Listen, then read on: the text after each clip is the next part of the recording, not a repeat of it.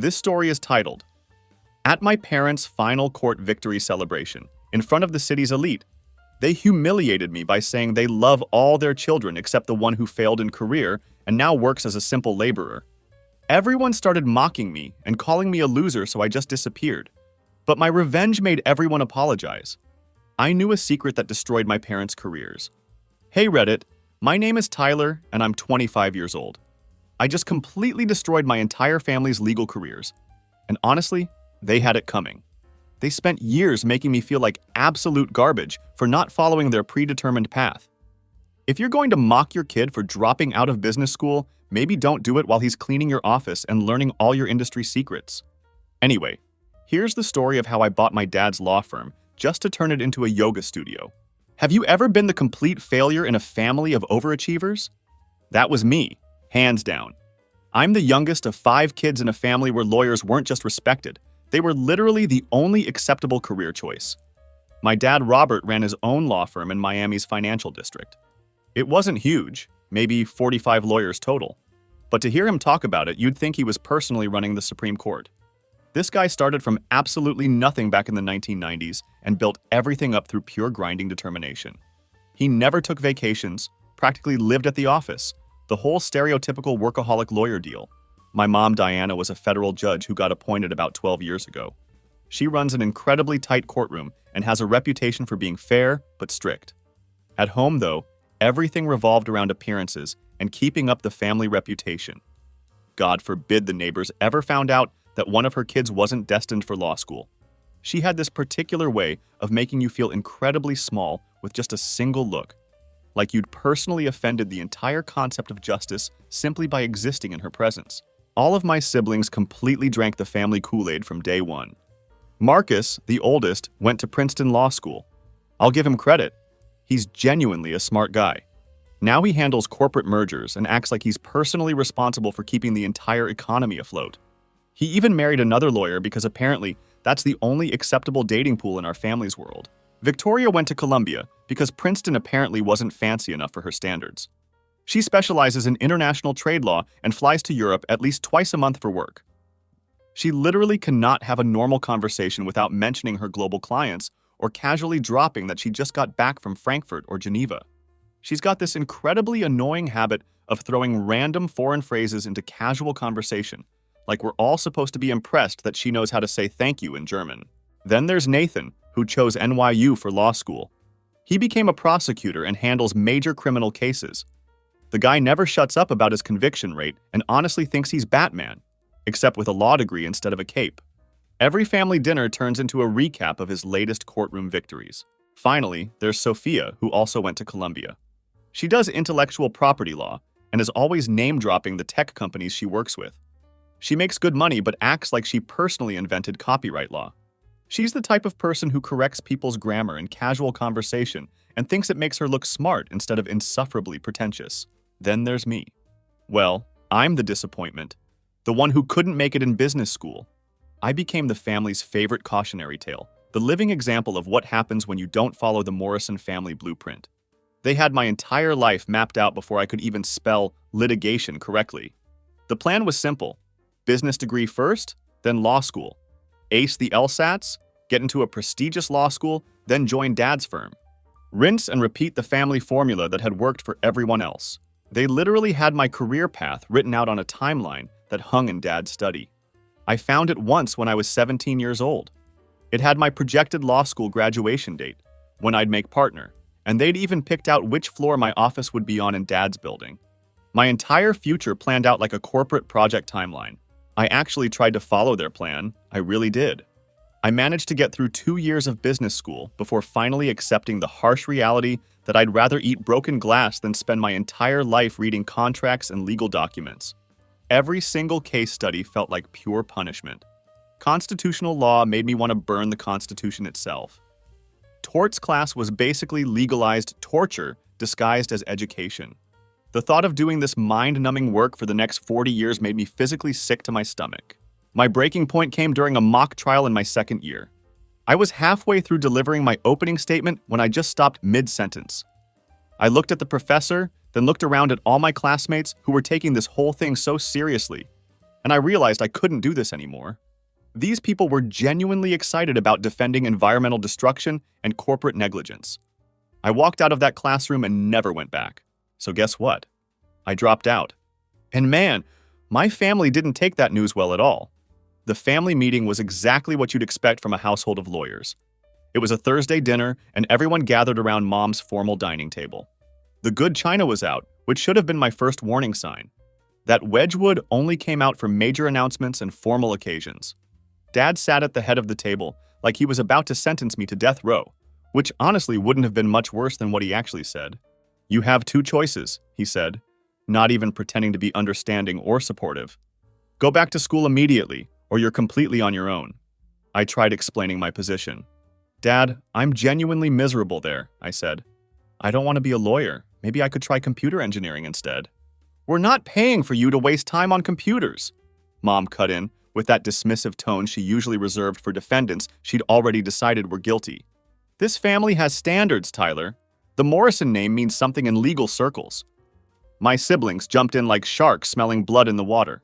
Marcus launched into a lecture about wasting potential and how I was embarrassing the family legacy. He made some comparison to a Fortune 500 company he was currently advising about deadweight employees. "You know what we tell companies to do with underperforming assets?" he asked smugly. "Cut them loose." Victoria brought up the family reputation and how her international clients might think less of her if they knew her brother was a dropout. She actually used the phrase reputational risk in reference to me. She said something about how in European cultures, family shame affects business relationships. Ah, yes. Wouldn't want Frankfurt to find out your little brother eats instant mac and cheese for dinner, I thought to myself. What a tragedy. Nathan accused me of taking the easy way out and gave this whole motivational speech about how winners push through adversity. This was coming from a guy who'd never experienced real adversity in his entire privileged life. "When the going gets tough, the tough get going," he declared. "The weak quit." When I said I'd figure things out myself and make my own way, Dad spelled out exactly what that meant. No tuition money, no rent help, no car insurance, absolutely nothing. Those student loans I already had? All mine now. The family credit card was canceled before I even left the table that night. "If you want to throw away your future," he said coldly, "you'll do it on your own dime. This family doesn't subsidize failure." And just like that, they cut me off completely. That same week, they canceled my cards and dropped me from the phone plan. I had about $60 to my name and $35,000 in debt. My checking account had exactly $63.47 in it. I remember staring at that number on my phone screen like it was a countdown to disaster. I lost my apartment within a month of being cut off. The landlord wasn't interested in payment plans or sob stories about family drama. My car got repossessed just 3 weeks later because it turned out Dad had been making those payments all along without telling me. My girlfriend bailed the moment she realized I was broke. Her exact words were, "I'm not dating a loser who can't even finish college. I have standards." Real supportive bunch all around, clearly. The only job I could manage to land was working as a night janitor at a law firm. $15 an hour to clean offices and empty trash cans. The irony practically wrote itself. On my very first night on the job, I'm mopping the conference room floor when I notice there's a framed photo on the wall from some bar association dinner. My dad's in the picture, shaking hands with the managing partner of the firm. So there I was, literally cleaning toilets for his colleagues. At family functions, I became the living cautionary tale. 5 kids, 4 successes, became Dad's favorite line whenever he introduced us. Like I was some kind of factory defect that rolled off the assembly line wrong. They'd introduce me last at social events, always with this awkward pause. "And this is Tyler," they'd say reluctantly. "He's finding himself." The thing is, working nights cleaning law offices turned out to be like getting a PhD in legal inefficiency and dysfunction. These lawyers would walk right past me like I was part of the office furniture, talking openly about cases while I emptied their trash cans. The first few weeks I tried being completely invisible. Head down, earbuds in, just another piece of office equipment they didn't need to acknowledge. But then I started actually listening to what they were saying. The first firm I worked at was mid-sized, maybe 70 lawyers total. They were complete slobs. Food containers everywhere, coffee stains on absolutely everything, confidential documents just lying around like confetti after a parade. Half-eaten sandwiches rotting in desk drawers, pizza boxes stacked up in conference rooms, coffee cups growing their own ecosystems.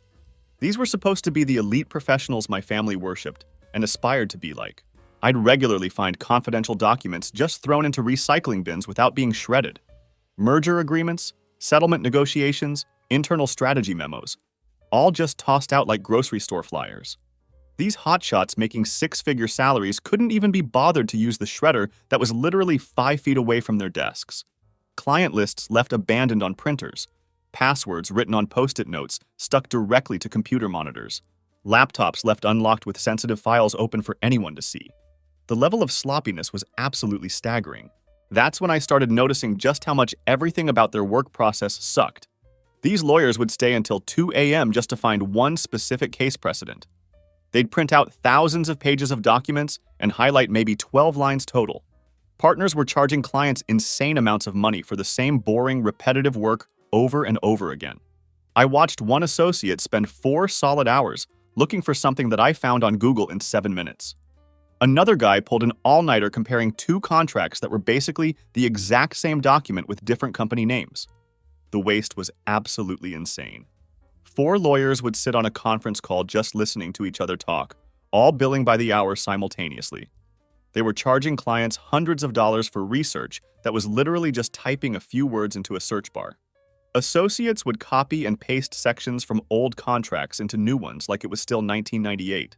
Everything took forever, cost a fortune, and most of it was completely pointless busy work designed to pad billable hours. One day during my 4th week on the job, I found an old computer in the trash. Some partner had upgraded their system and just tossed their old desktop like it was garbage. The thing still worked perfectly fine. It just needed a new hard drive. I dragged it down to the dumpster area during my shift, then came back after work ended to grab it and take it home. I managed to fix it up and get it running again in my tiny, roach-infested studio apartment. I started teaching myself to code during my breaks and after work. I began with Python, then moved on to JavaScript, then dove into deeper programming concepts. While these lawyers were billing hundreds of dollars per hour upstairs, I was learning actually useful skills in my disgusting apartment. My coding setup was absolutely ghetto. I had my laptop balanced on a cardboard box because I couldn't afford a real desk. I was sitting on an old office chair I'd found on bulk trash day, stealing Wi-Fi from the coffee shop next door because internet was a luxury I couldn't afford. I learned everything from YouTube tutorials and pirated textbooks I downloaded. Every single night after finishing my janitorial shift, I'd code until my eyes burned and watered. Sometimes I'd fall asleep right at my makeshift desk and wake up with keyboard marks pressed into my face.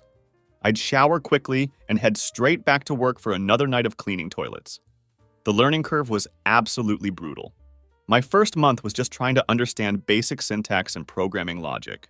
I spent an entire week debugging a simple calculator program that kept crashing because I'd forgotten a single semicolon. But unlike business school, this actually clicked with me.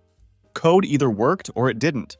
There was no arguing about interpretations or legal precedents. It was pure logic, and I found that incredibly satisfying. During this time, family dinners became monthly torture sessions. They'd invite me over, probably to feel better about themselves for cutting me off, or maybe just to have fresh material for their jokes and insults. "How's the janitorial industry treating you?"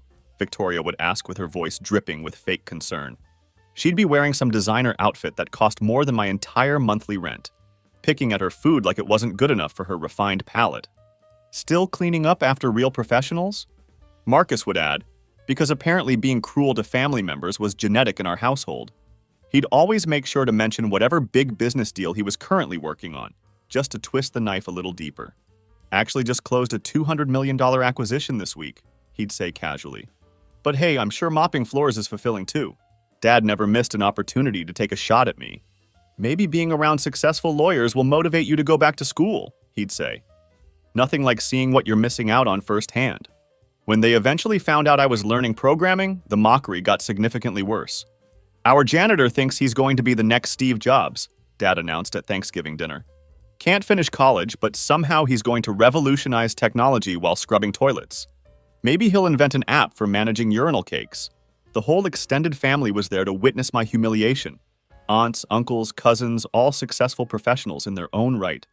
They were all laughing at the family failure who was trying to learn to code between toilet cleanings. Mom would sigh dramatically like I'd joined some kind of cult. "You could have been arguing cases in a courtroom," she'd say with disappointment. "Instead, you're playing with computers between cleaning bathroom stalls." "Maybe he can build an app for mop management," Sophia suggested, getting genuine laughs from everyone at the table. "I hear there's good money in janitor startups," Nathan added with a smirk. "Janitor tech has a nice ring to it, don't you think?" Through all of this relentless mockery, I kept completely quiet. I let them laugh and make their jokes because I was already secretly building something that would end their entire world. Every insult, every joke, every dismissive comment just added more fuel to the fire burning inside me. They thought they were motivating me to come crawling back to business school and beg for forgiveness. Instead, they were motivating me to completely destroy everything they'd spent their lives building. They had absolutely no idea what was coming for them. They'd mock my coding while I was literally building their replacement. They'd talk about my pathetic future while I was designing theirs. But then I got fired after 7 months when they caught me reading case files that someone had carelessly left out on their desk. I wasn't stealing secrets or trying to commit corporate espionage. I was just genuinely curious about how these deals actually worked and what made them so complicated. But apparently, literacy wasn't supposed to be part of my job description. The partner who fired me actually said, with complete seriousness, "We can't have janitors thinking they understand law." Perfect. They even called security on me like I was some kind of dangerous criminal. They escorted me out while other lawyers watched from their office windows, probably thinking, "Good riddance to the uppity janitor."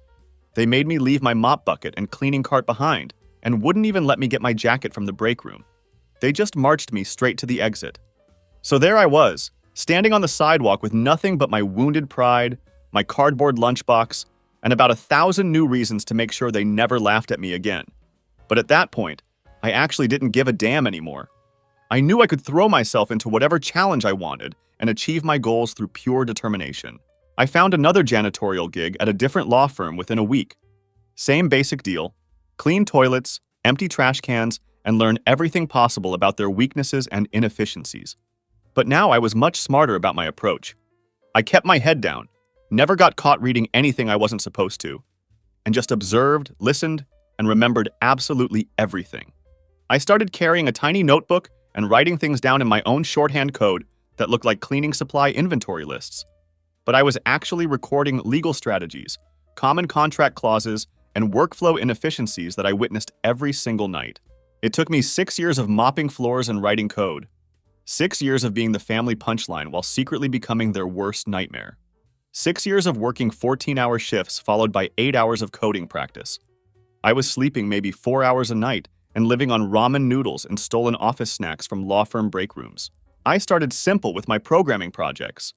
I built a basic program that could scan through mountains of legal files in seconds instead of hours. The first version was complete garbage. You'd search for liability, and it would somehow spit out chicken soup recipes. Whatever. Failure is just free education, right? After a few brutal months and way too many all-nighters on my duct-taped laptop, I finally cracked the code. The key insight was that lawyers don't actually search for specific words. They search for legal concepts and ideas. I built my entire system around that fundamental realization. I fueled the database with court records and office documents I'd borrowed during my night shifts. By year 4, I had a fully working platform and had created a fake company complete with a CEO who didn't exist and employees with stock photo smiles. Building a software company from scratch taught me way more about law than business school ever could have. My first sale was to some overworked personal injury lawyer working out of a strip mall office. The poor guy looked half dead from exhaustion and stress. My software gave him his life back by automating 80% of his research work. He actually thanked me with a Christmas card that said, "You saved my marriage." That's when I knew I was building something genuinely valuable and revolutionary.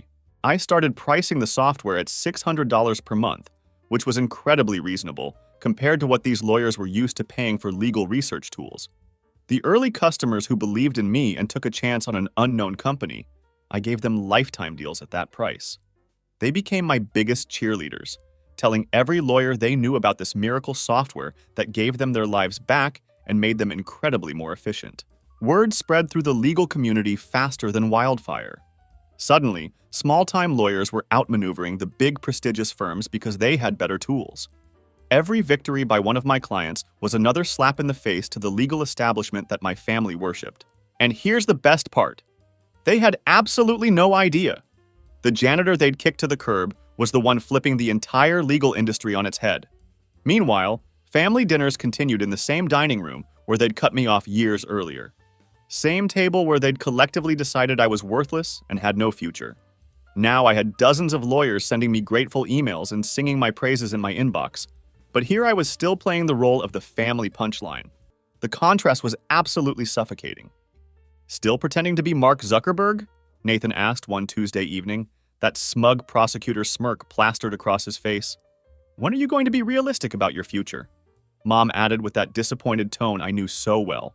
Dad just shook his head like I was a lost cause. "My son, the janitor, thinks he's revolutionizing law while cleaning toilets," he said.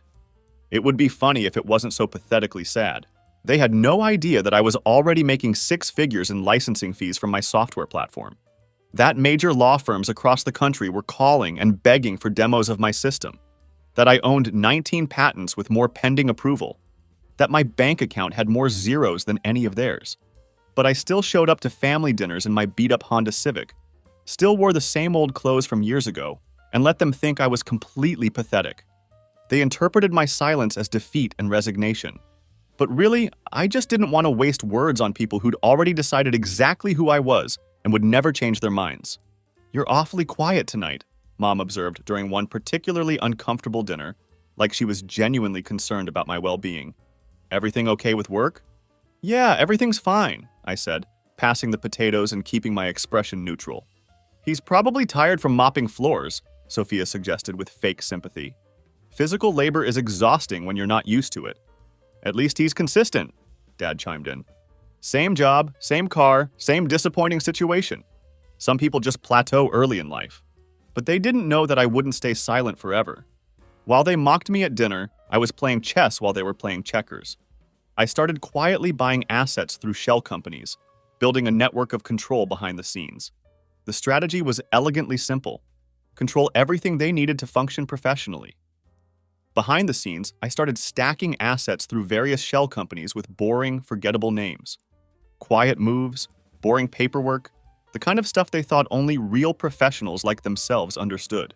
One of my first major wins was managing to buy the building where Dad's firm rented their office space. Nothing flashy or obvious, just a quiet little commercial LLC with a boring name that nobody would notice or think twice about. After that success, I picked up a couple more properties strategically. I accumulated enough real estate that if a law firm needed office space in Miami's financial district, the odds were pretty good they'd end up paying rent to the janitor they used to laugh at. I kept things simple and legal. No crazy shell games, no offshore nonsense, just slow and methodical real estate accumulation, while they weren't paying any attention to what the family failure was doing. Meanwhile, I bought out the cleaning company I used to work for. Now, I had keys to every major law firm in the city and a front row seat to all the dysfunction and inefficiency. Lawyers would discuss million-dollar deals just 6 feet away from me while I changed the trash, treating me like I was just another piece of office furniture. By year 5, my legal platform was running half the law firms in the entire state, including Dad's firm. They'd brag about some genius new software that was revolutionizing their practice in their business meetings, then mock my computer phase over family dinners like it was some sad little hobby I'd picked up. The irony could have powered a small city if you could convert it to electricity. And just when I thought the show couldn't possibly get any better, the universe handed me front row seats to the main event. Dad's retirement party was coming up. The big one. This wasn't just any office gathering. We're talking about a fancy hotel ballroom, 250 distinguished guests, black tie mandatory dress code. Every judge he'd ever argued a case before would be there. Every partner he'd ever worked with. Every client who'd made him rich over the decades. This was his ultimate victory lap, the culmination of 42 years of grinding and building his reputation. All of it leading to this one perfect moment. The invitation arrived on thick, expensive cardstock with gold embossing that was probably more expensive than my weekly grocery budget. I stared at it for a long time, thinking about all those family dinners over the years, all the jokes, all the dismissive comments, all the times they'd made me feel like I didn't deserve to breathe the same air as them. Part of me genuinely didn't want to go and subject myself to more public humiliation, but I had to see this through to the end. I had to be there for his big moment, because I already knew it would be his last moment of glory.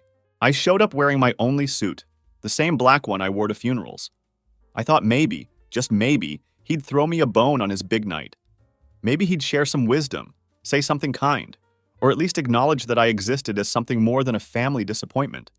I thought that maybe on this night of celebration and reflection, he'd find one genuinely nice thing to say about his youngest son. The ballroom was everything you'd expect from a high-end legal event. Crystal chandeliers, perfectly arranged flowers, servers in crisp uniforms carrying champagne on silver trays. During the cocktail hour, I overheard fragments of conversations that made my stomach turn. Robert's youngest? Oh, he's taken a different path in life. I heard he works in maintenance or something like that. Such a shame with those genetics and family connections. 4 out of 5 children becoming lawyers isn't bad, I suppose. At least he's employed, right? Maybe he's happy doing whatever it is he does. Doubt it. Have you seen where he lives? Mom floated around the room in an expensive designer gown, the picture of judicial elegance. She saw me once during the evening and gave me that pained, forced smile she always reserved for family embarrassments.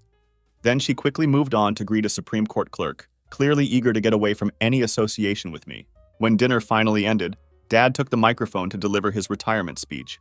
He started with all the usual platitudes you'd expect, thanking his partners for their loyalty, praising Mom for her support, talking about his incredible journey from humble beginnings to professional success.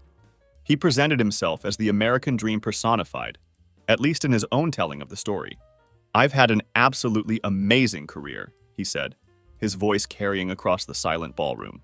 "I built a successful practice from nothing, married a brilliant federal judge, and raised 4 accomplished lawyers." He paused dramatically, surveying the room with obvious satisfaction, making deliberate eye contact with each of my siblings one by one. His smile kept getting wider as he soaked in the attention. "People always say you can't bat 1,000 in life," he continued. "But 4 out of 5 children becoming lawyers isn't bad at all." Then he paused again, longer this time, and I felt my stomach start to drop. "Sometimes I wonder if we should get a DNA test for that 5th one," he said, and the room erupted in laughter. I couldn't believe what I was hearing. The sound seemed to echo from every corner of the ballroom. Some people looked uncomfortable with the joke, but most were chuckling along with genuine amusement. "But hey, someone has to clean up after lawyers, right?" he continued, really leaning into it now. "At least my youngest found his true calling with a mop and bucket." The laughter got even louder. They were absolutely dying at his expense. And there I stood like a complete idiot, while my stomach twisted into a knot so tight it could have anchored a battleship. My siblings were losing their minds with laughter. Marcus was literally slapping the table. Nathan gave him a standing ovation. Sophia was wiping tears from her eyes. Mom hid her smile behind her hand like she always did when Dad publicly humiliated me, pretending to be embarrassed while clearly enjoying every second of it. 250 successful, distinguished people were laughing at the janitor, the failed son, the family shame, the one who couldn't cut it in the family business, the one who chose mops over legal motions. I looked around that ballroom and memorized every single laughing face. Every partner who'd walked past me like I was invisible furniture during my cleaning shifts. Every judge who'd dismissed me as nobody worth acknowledging. Every client who'd treated me like dirt. All of them cackling at Dad's killer punchline about his failure of a son. That was it. That was my breaking point. I left without saying a single word to anyone. I just quietly slipped out of the ballroom while they were still laughing and applauding Dad's comedic genius. I drove home in my beat-up car, sat in my modest apartment, and stared at my laptop screen for hours. 22 years of dismissal, mockery, and systematic humiliation had just been crystallized into pure, focused rage. It was time to burn it all down to the ground. I sent the email at exactly 4:17 a.m. My fingers were completely steady on the keyboard. No hesitation, no second thoughts, no mercy. Every single license for my Phoenix legal platform in the state would be terminated in 30 days. The message was short and to the point. Due to strategic restructuring, all Phoenix legal platform licenses in your state will terminate in 30 days. This decision is final. No extensions or exceptions will be granted. Begin transitioning to alternative solutions immediately. I didn't bother dressing it up with corporate speak or softening the blow with fake apologies. No PR spin, no diplomatic language, no face-saving measures. They'd made it crystal clear over the years exactly what they thought of me. I owed them exactly nothing in return. I sat back after hitting the send button, staring at the screen and knowing I just pulled the pin on a grenade that would destroy everything they'd built. There was no taking it back, no second chances, no room for negotiation. The panic hit the legal community faster than a fire drill at a fireworks factory. Phones started blowing up, lawyers running around their offices like their ties were on fire. And me? I was chilling on my couch eating gas station nachos, watching the chaos unfold from a safe distance. My phone started ringing at 4:35 a.m. First the night associates, who were still at their desks pulling all-nighters, then the East Coast partners, who were starting their day early. By 7 a.m., it was complete pandemonium. My inbox flooded with emails, confusion, desperate threats, pathetic pleas, offers to pay double or triple the licensing fees. Law firms across the state suddenly realized they'd built their entire practice around my platform. Without it, they were basically working with stone tablets and chisels. It was like taking away Google and forcing everyone to go back to using card catalogs and encyclopedias. Dad's firm had their biggest deal ever lined up, his retirement crown jewel. Some massive corporate merger worth 12 figures, the kind of deal that makes careers and gets names carved on building cornerstones. They'd been preparing for months, with everything coordinated and managed through my platform. Without access to my software, they missed critical deadlines within the first week. Documents couldn't be processed fast enough using their old, primitive methods. Research that used to take my platform minutes now took their associates entire days to complete manually. The deal started falling apart by day 11 when they couldn't keep up with the paperwork demands. Dad's team simply couldn't process the mountain of documents fast enough to meet their obligations. The other side smelled blood in the water and went in for the kill. By day 16, his biggest client walked away from the deal entirely. 44 years of reputation building gone in 2 weeks. Then my siblings crashed and burned right alongside him. The golden children who'd spent years making me feel worthless suddenly couldn't do their jobs without my software. They started missing deadlines that first-year associates don't miss. They were losing cases to lawyers who made half their salary and worked out of strip mall offices. My phone lit up with messages from their colleagues, all variations of, "What the hell is happening to the Morrison family?" Harvard boy Marcus missed a filing deadline that could have been handled by a paralegal. Miss International Victoria showed up to client meetings at completely the wrong times because her scheduling system was integrated with my platform. The star prosecutor Nathan started losing cases to overworked public defenders. The patent queen Sophia filed documents that actually infringed on existing patents. These were rookie mistakes that cost their clients millions of dollars. Watching it all unfold felt strange and surreal. Part of me thought I'd feel nothing but pure joy and satisfaction. But there was something else mixed in. Maybe pity, though not quite. It was more like validation. All those years they'd acted like legal gods, like they were naturally superior to everyone else. Turns out they were just ordinary people who'd become completely dependent on good software to do their jobs effectively. The entire State Bar Association went into full panic mode. Emergency meetings were called. Desperate offers started pouring in from every direction. They'd pay anything to get the platform back. 12 times the original price, 25 times whatever it took. Lawyers who'd never acknowledged my existence even once were suddenly blowing up my phone with increasingly frantic calls. Partners who'd treated me like invisible furniture when I was cleaning their offices were now begging me to reconsider. That's when they finally discovered the truth about who really controlled their professional lives. I owned everything. The patents, their office buildings, even the company that cleaned their toilets. Every potential escape route they tried to take led directly back to me. The same family that had cut me off without a second thought for dropping out of business school was now completely at my mercy. The irony wasn't lost on me, and it certainly wasn't lost on them either. Of course, they didn't just sit there and take it quietly. They threw every legal trick in the book at me, desperately trying to stop what was happening. Injunctions, restraining orders, lawsuits, threatening everything from breach of contract to intentional interference with business relationships. Every single one got tossed out of court because, surprise, ending a software licensing contract isn't actually illegal. They even tried filing criminal complaints against me, but it turns out that terminating business relationships on schedule isn't a crime, no matter how much it hurts. The Bar Association couldn't touch me because I wasn't even a licensed lawyer. I was just a software company owner exercising my legal right to choose my clients. Meanwhile, I cranked up their office rent by 400% when their leases came up for renewal. I canceled their cleaning contracts without warning. I cut off their IT support services. All of it was completely legal because they'd signed the contracts without bothering to read the fine print. Some firms tried desperately switching to other legal platforms, but nothing else worked with their existing files and databases.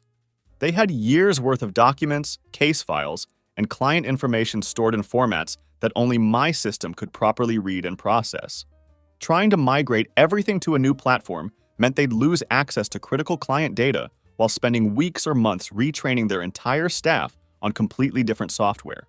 Most firms gave up after just a few days when they realized the scope of the disaster they were facing. Dad's firm lost almost all of their major clients within 4 weeks. Big corporations don't stick around when a law firm can't meet basic deadlines or handle routine document processing. His partners started abandoning ship like rats, fleeing a sinking vessel. 44 years of building that firm from nothing, and I destroyed the entire operation in less than a month after his retirement party. The State Bar Association tried organizing a boycott against my company, which was honestly cute, like ants declaring war on the kid with the magnifying glass. I owned everything they needed to function professionally. They needed me to do their jobs. I didn't need them for anything. Their boycott was about as effective as a screen door on a submarine. When my platform hit its peak market penetration, I made my final move. I quietly sold the entire company to a private tech conglomerate for more money than I'd ever dreamed of having back when I was scrubbing toilets and eating ramen noodles. It wasn't billions, but it was definitely enough money to never have to answer to anyone ever again for the rest of my life. Before signing the final sale documents, I added one small clause buried deep in the licensing contracts. No law firm that employed anyone with the Morrison family name could ever license the system again. Ever. For any reason. The buyers didn't even blink at this requirement. To them, it was just standard client risk management and liability protection, or whatever corporate jargon made them feel smart about excluding potentially problematic customers. Those last few days before the complete shutdown were absolute chaos throughout the legal community. Partners who hadn't personally touched a keyboard in years were suddenly typing their own legal motions at 3 a.m. Legal assistants were panicking. 8 departments were scrambling to find solutions that didn't exist. And everyone was trying desperately to scrape together backup systems from whatever obsolete software they could find. Mom didn't last much longer on the federal bench either. It turns out her sharp legal mind and efficient case management relied a lot more heavily on fast research tools and document processing than anyone had realized. Without access to modern legal technology, her rulings started falling apart under scrutiny. Her case workload backed up dramatically, and she couldn't keep up with the demands of her position. I watched it all happen from the sidelines, feeling nothing but cold justice being served. 8 months later, the family home went up for sale. The same house where they'd planned out every single one of our lives like a corporate roadmap. The same place where I'd sat through years of lectures about success, standards, and being a disappointment to the family name. They ended up selling it at a significant loss because they desperately needed the cash. Around that same time, the phone calls started coming in from my family members. First, it was Nathan, acting like he just wanted to catch up and see how I was doing, like we were old friends who'd simply lost touch. Then Victoria started dropping subtle hints about how families should stick together during hard times and support each other through difficult periods.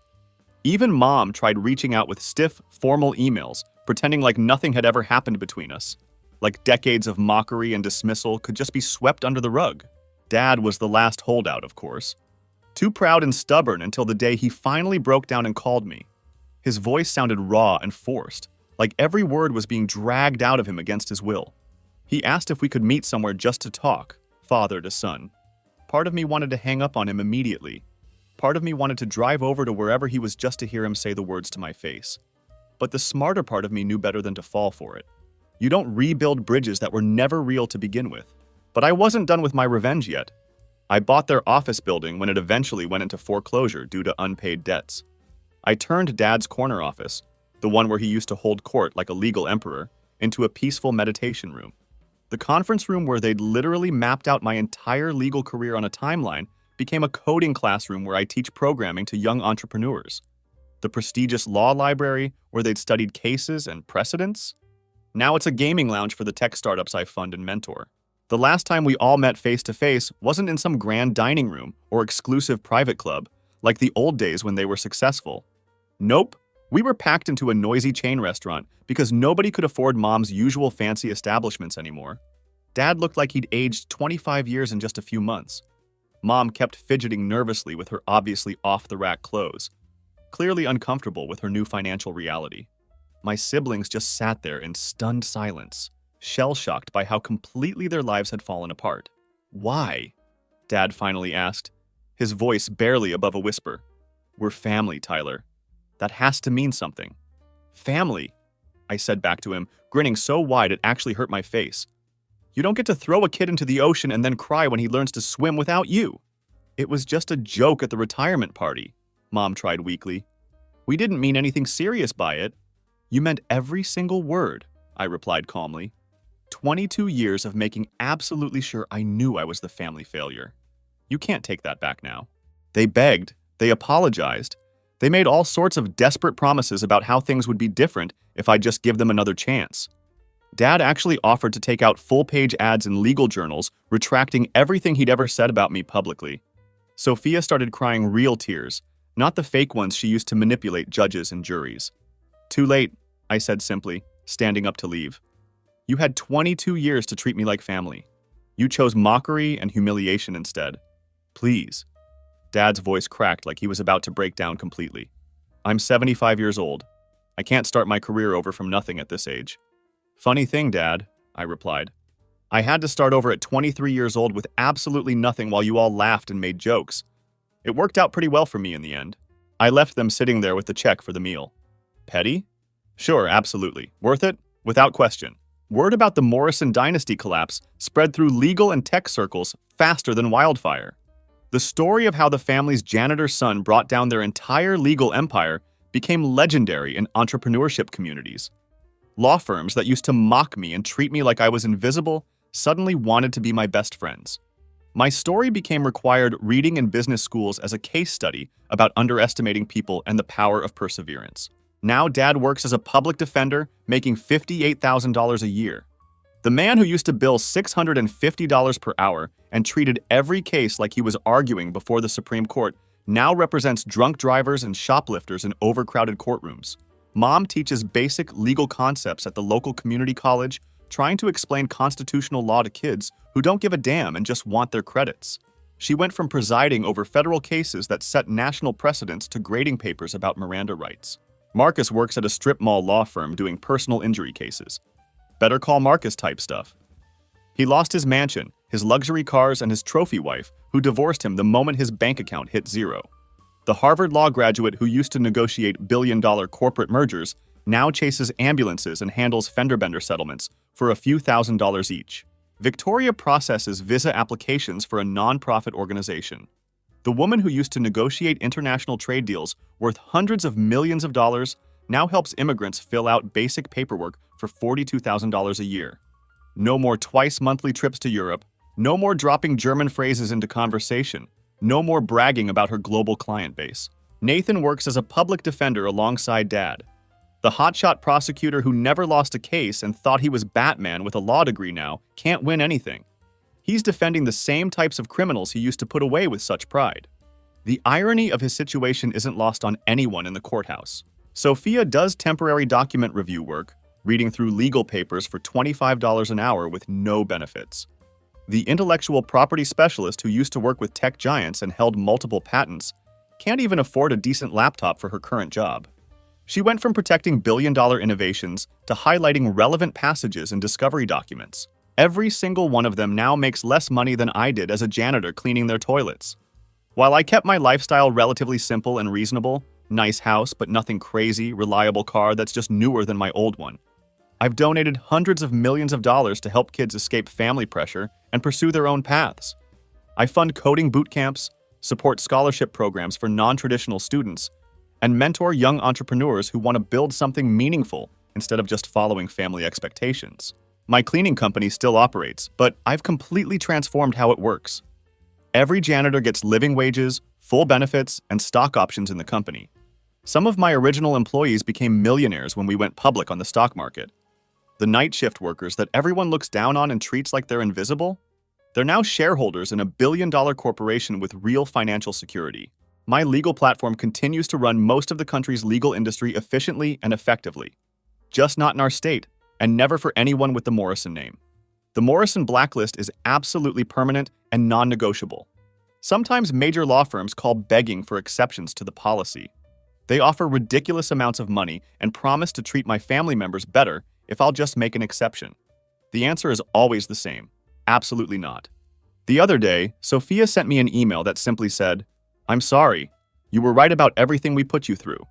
I deleted it without responding because some bridges aren't meant to be rebuilt. Dad also tried reaching out through a mutual friend, saying he wanted to talk and find some kind of closure before it's too late. He mentioned having health issues and not having many years left to make things right. This is the same man who cut me off financially and emotionally without blinking an eye when I needed support the most. Now he wants mercy and forgiveness that he never showed me. I sent back exactly 2 words through the friend: "No thanks." The thing is, this whole situation was never really about revenge. Even though that's how it might look from the outside, it was about respect and basic human dignity. It was about being seen as a person with value instead of just a disappointment and family embarrassment. It was about proving that there's more than one path to success in life, and that following your passion can lead to incredible things if you're willing to work for it. 5 kids in the Morrison family.